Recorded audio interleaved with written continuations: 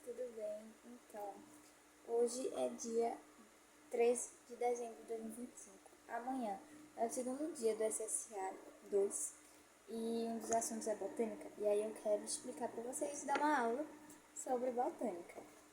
Então, primeiro a gente vai começar com o clássico, que é separando os grupos, né? Que é Briófita, Pteridófita, Gimnosperma e Angiosperma.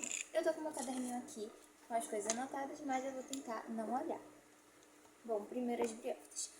Todas elas têm um ancestral em comum, que são as algas verdes, e a briófita é a primeira delas do grupo da botânica. E ela é a primeira que tenta colonizar o ambiente terrestre, por isso ela ainda é muito dependente da água. Então elas têm um pequeno porte porque elas não têm vasos condutores de seiva, e seu principal representante é o musgo. Ela ainda tem o gametófito predominante e é isso, dependem da água para fazer a sua fecundação. Então, elas estão lá e elas têm uma masculina e uma feminina. E aí a água passa, e quando a água passa, ela leva de um para o outro para fazer a fecundação. Então, por isso que elas ainda dependem da água. O segundo grupo são as pteridófitas, que a principal representante é a samambaia.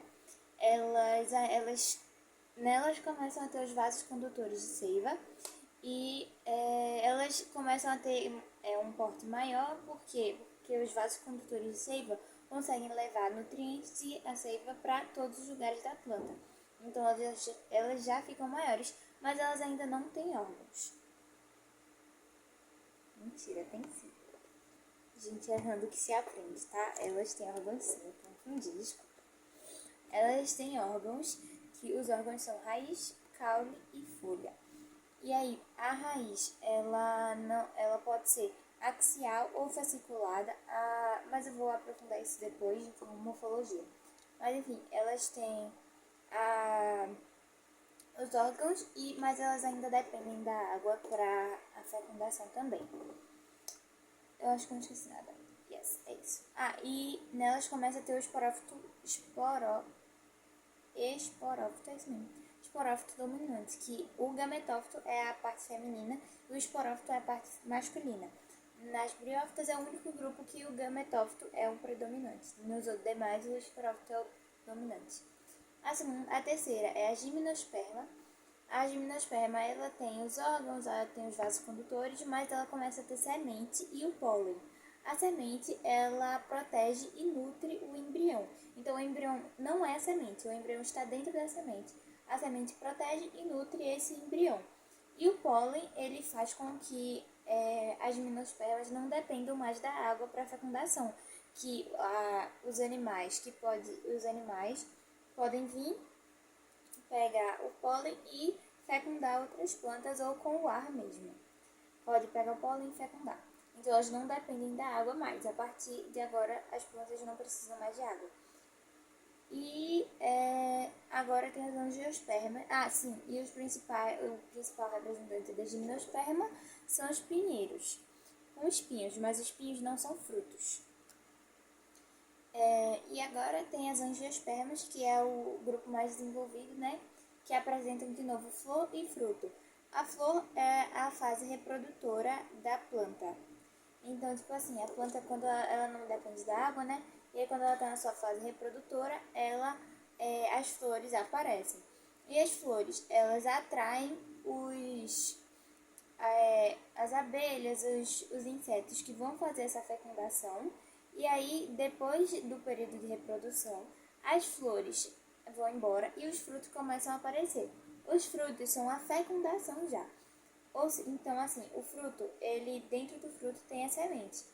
E aí, a semente que protege o embrião e nutre o embrião, e por fora vai ter o fruto, que é a parte carnosa, o objetivo dele é chamar a atenção, tanto em cheiro, tanto em gosto, para dispersão da espécie. Então, tipo, para um animal comer e quando ele defecar, ele vai defecar em um lugar mais longe. Então, tudo é sempre em prol da dispersão maior da espécie.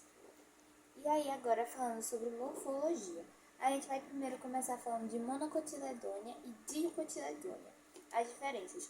Monocotiledônia, a regra dos três dedos. Monocotiledônia, M de monocotiledônia, M de milho, ou seja, só tem um cotilédone, principal representante milho. A raiz, ela vai ser fasciculada, ou seja, não tem um caule só, são várias raízes. O caule vai ser o colmo, que é o da cana, que ele cresce para cima. A folha vai ser paralelinérvia, ou seja, enfim, é o tipo da folha paralelinérvia. E a flor vai ser trímera, ou seja, só tem 3 folhas de cada lado. A dicotiledônia, o principal representante é o feijão, ela tem 2 cotilédones. A raiz, ela vai ser axial, ou seja, tem um ramo principal. As folhas vão ser perinérvias, que é diferente de paralelinérvia. O caule vai ser um tronco. E as folhas podem ser tetrâmeras ou pentâmeras. Não. Tetrâmeras ou pentâmeras. E as outras trímeras. Aí agora falando mais sobre o caule. O caule, ele tem... O caule da folha, ele começa pela coifa, que é primeiro que é a parte que vai proteger o caule, porque o caule ele tem que crescer para baixo, né? Então, na terra, e aí a coifa serve para proteger. E logo acima do caule tem a parte que vai acontecendo as mitoses para a árvore poder crescer. Acima tem a zona pilífera, que são são como mini caules, só que bem fininhos, para absorver os nutrientes. E em cima disso tem a zona de ramificação, que são onde tem os caules maiores, mais grossos, e cada caule dentro da zona de ramificação vai ter suas partes, que é a coifa, zona pilífera e sua zona de ramificação. Essa zona de ramificação serve tanto para fixar, tanto como também para absorver nutrientes, mesmo que a parte principal de absorção de nutrientes seja na zona pilífera. Aí elas podem ser divididas como fasciculada, axial ou tuberosa. Fasciculada, como eu já expliquei, ela não tem um ramo principal, são várias raízes, Eu falei caule? Eu tô falando sobre raiz. Meu Deus, não sei. Tô falando sobre raiz, tá? E aí pode ser axial, que é quando tem uma raiz principal, e pode ser tuberosa. Tuberosa é que nem a batata doce, que os nutrientes são armazenados na raiz. Agora sim, falando do caule, a gente quer a parte que fica em cima, exposta, né? Não fica subterrânea. Sim, e a raiz pode ser ela pode ser subterrânea, que foi o que eu disse, pode ser aérea, que tem a pneumatófora, que é a do mangue, que ela sai para cima porque o mangue, como é muito, sai para cima. Como o mangue é muito inundado, aí ele fica para cima para absorver oxigênio. Pode ser a sugadora, que é parasita. O caule, ele é separado entre nó e entrenó. E aí, em alguns nós, pode ter a gema, que é por onde o galho sai, né? E aí, onde folhas saem também. E tem a gema apical, que é a de cima, que vai crescendo. E ela pode ser dividida em subterrânea também, como rizoma, tubérculo ou bulbo. E aéreo, como colmo, tronco ou cladódio. Tem mais, mas esses são os principais representantes. O cladódio é o do cacto, o tronco é das dicotiledôneas e o colmo é da monocotiledônea, como se fosse a cana que cresce só para cima, não para os lados. A folha, ela tem a bainha, o limbo e o pecíolo. O limbo é a parte verdinha da folha, a bainha é a parte que se fixa no caule e o pecíolo é o que vocês entenderam. E aí, ela pode ser classificada pela sua nervura, que pode ser perinérvia ou paralelinérvia. E é só isso. E aí tem as adaptações da folha, que ela pode virar um espinho, que é uma causa dos cactos para reter água. Podem ser brácteas, que são folhas coloridas para chamar a atenção.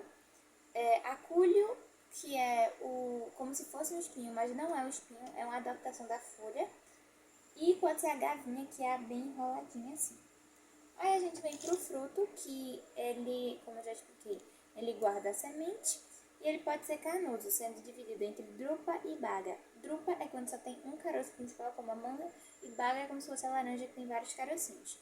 E ele também pode ser seco, pode ser decente ou indecente. O decente ele abre, o indecente não abre. E tem a transpiração estomacal.